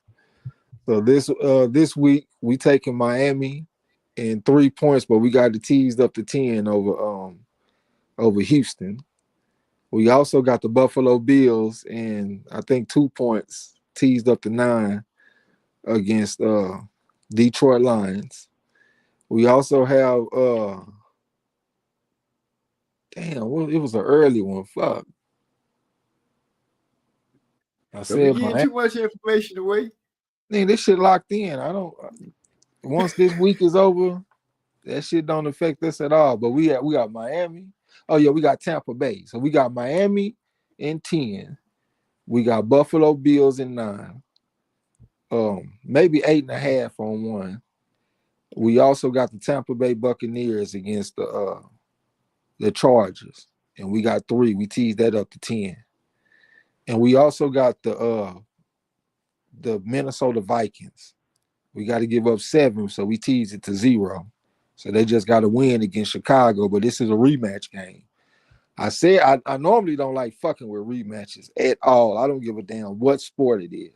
But I have been seeing some consistency when I see the rematches in a line with my model. So I took a chance on that rematch right there.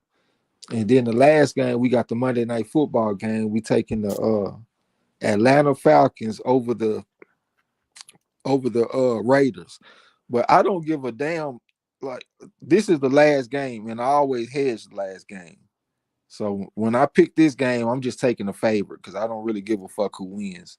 If we make it that far, if we get to that game, I can hedge it to where whatever team wins, we win money. You know what I'm saying? Well, that's what we got this weekend. Hopefully we go out there and get us another motherfucking victory. I think I done won like 3 weeks in a row. So I'm trying to make it number 4. You know what I'm saying? Yeah, I do know what you said. Do you want a victory? I want a victory. Yeah. I got all kind of movies running through my mind tonight. I don't know what's going on. I hope everybody had. I'm getting ready. Yeah, I got to get ready to go. It's right that time for me to go pick up. Bro, you want to take us out on a high note? Yeah, appreciate you letting me get on, man. Talk a little boxing, a little bit of football and all that kind of shit. Y'all tune in to the fights this weekend. We got a long list. Champ Ross picks. Erico, I hit you up for your Wednesday picks, so get them picks in, my dear brother. We got 22 fights on the docket this week. Some good fights too, man. Got a few bets. We taking Gary Cully over Maxie Hughes, for example. And also Raul Courier. We're taking him over Alexis Roca. So we're looking forward to that. Hopefully we hit that shit, make a few dollars, you know what I'm saying? Kick ass in the Champ Ross. But I ain't gonna talk you to death, man. Salute to everybody. Catch you on the next one. I want to say thanks to everybody that rolled through. For those that listen on the replay, thank y'all for stopping through. You could have been anywhere, but you chose to be here with us. So with that being said, as soon as I get home, I got you. Oh, he answering out. Dang. With that being said, gonna take us out on a little bumpy bump. Slap that bass if you like.